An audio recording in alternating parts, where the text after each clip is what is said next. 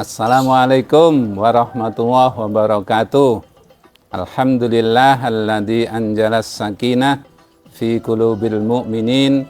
Asyhadu an la ilaha illallah al-qawiyul matin wa asyhadu anna Muhammadan abduhu wa rasuluh al-mab'uts rahmatan lil alamin. Allahumma sholli wa sallim wa barik ala Muhammadin wa ala alihi wa ashabihi azmain, amma ba'du. Qala wa ta'ala fil kitabihil karim, a'udzu billahi minasyaitonir rajim. Bismillahirrahmanirrahim. Qad aflahal mu'minun alladzina hum fi sholatihim khashi'un walladzina hum 'anil lagwi mu'ridun walladzina hum lizzakati fa'ilun. Shadaqallahul adzim. Kaum muslimin, Bapak Ibu sekalian yang dirahmati oleh Allah, sungguh sangat beruntung kita masih diberi kesehatan dan kesempatan oleh Allah Subhanahu wa Ta'ala sehingga bisa ketemu kembali dengan bulan suci Ramadan, bulan yang penuh rahmah, bulan yang penuh maghfirah, dan bulan yang penuh barokah. Kita manfaatkan kesempatan emas selama 1 bulan Ramadan untuk meningkatkan kadar iman dan takwa kita kepada Allah Subhanahu wa Ta'ala. Dan salah satu tujuannya memang supaya kita menjadi orang-orang yang muttaqin. Di samping itu kita juga semangat untuk meningkatkan kuantitas dan kualitas ibadah kita kepada Allah Subhanahu wa Ta'ala. Ikhlas semata-mata untuk mendapatkan ridho dari Allah Subhanahu wa Ta'ala. Kesempatan yang singkat ini kita manfaatkan untuk membahas soal kewajiban menunaikan zakat. Di dalam surat Al-Mu'minun, sebagaimana tadi kita kutip di awal muqaddimah, Allah Subhanahu wa Ta'ala menjelaskan bahwa orang-orang yang mukmin adalah orang-orang yang beruntung, orang-orang yang mendapatkan keberuntungan. Siapa mereka? Di antaranya adalah orang yang sungguh-sungguh menjalankan ibadah sholat, dengan penuh khusyuk. Dan di antaranya lagi adalah orang-orang yang mau menunaikan ibadah zakat. Walladzina hum lizzakati fa'ilun. Zakat secara umum itu dibagi menjadi 2. Ada zakat mal dan ada zakatun nafs, yang lebih populer dikenal zakat fitrah. Zakat fitrah ini diwajibkan oleh Allah Subhanahu wa Ta'ala kepada umat Islam,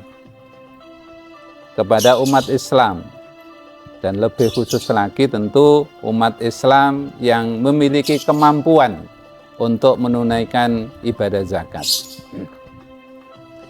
Menegaskan tentang kewajiban menunaikan ibadah zakat fitrah itu, Rasulullah Muhammad SAW bersabda, bagaimana hadis yang diriwayatkan oleh Imam Bukhari dan Imam Muslim, zakatul fitri so'an min tamrin au so'an min sa'ir alal abdi wal hurri wal zakari wal unsa wal shogir wal kabir minal muslimin.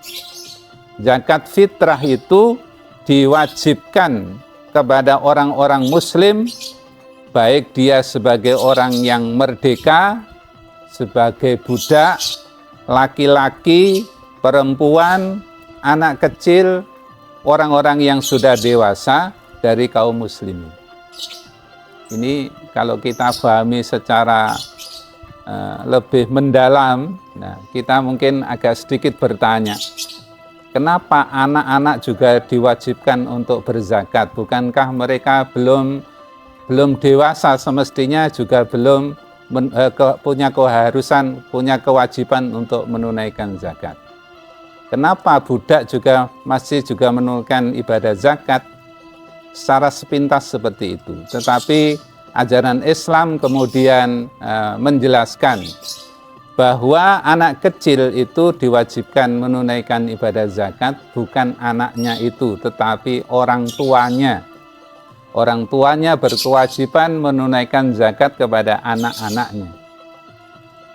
Sampai dijelaskan sedemikian rincinya, kalau besok hari raya, anak itu baru lahir sekarang, jadi lahir sehari sebelum hari raya, dia berkewajiban untuk ditunaikan zakatnya. Termasuk pembantu rumah tangga kita, majikan punya buruh. Nah, karena mereka perekonomiannya terbatas, maka yang berkewajiban menunaikan zakatnya adalah tuannya, adalah majikannya. Itulah maka kemudian oleh Rasulullah dijelaskan sedemikian rupa bahwa zakat fitrah itu diwajibkan atas orang yang merdeka, kepada hamba sahaya, laki perempuan, kecil atau besar, minal muslimin, dari orang-orang yang muslim. Nah, zakat fitrah ini diambil atau diwujudkan dalam bentuk makanan pokok. Kalau di Indonesia, karena yang terkenal di sini adalah beras atau mungkin selain beras ya, makanan pokok yang lain, ya itu yang ditunaikan. Kalau di hadisnya tadi kan so'an min tamrin au so'an min syair, bisa dalam bentuk kurma atau dalam bentuk gandum. Bagaimana cara menunaikan zakatnya? Zakat fitrah itu ditunaikan sebelum dilaksanakannya sholat Idul Fitri. Man adaha qabla sholah fayya zakah makbulah, wa man adaha ba'da sholah fayya sodaqoh minas sodaqot. Zakat fitrah ditunaikan sebelum datangnya hari raya. Barang siapa yang menunaikan seperti itu, maka dia termasuk zakat fitrah yang diterima. Siapa yang menunaikan setelah sholat Idul Fitri, maka itu dianggap sebagai sodakoh, sebagaimana sodakoh biasa. Mari jangan sampai lupa, dalam bulan Ramadan kita masing-masing berkewajiban menunaikan zakat fitrah yang besarannya menurut Majelis Ulama Indonesia di Lumajang ini bersama dengan Basnas, termasuk juga dari Lajismu, dari Muhammadiyah, menentukan 2,7 kilogram atau kalau dinilai rupiah sekitar 40 sampai 45 ribu rupiah. Mudah-mudahan kita semua diberi kemudahan oleh Allah Subhanahu wa taala untuk bisa menunaikannya, dan zakat kita diterima oleh Allah Subhanahu wa taala, bermanfaat untuk memberikan sebagian rezeki kita, menolong kepada fuqara dan masakin, dan untuk membersihkan ibadah puasa kita dari kotoran-kotoran yang harus kita bersihkan. Terima kasih, mudah-mudahan bermanfaat. Assalamualaikum warahmatullahi wabarakatuh.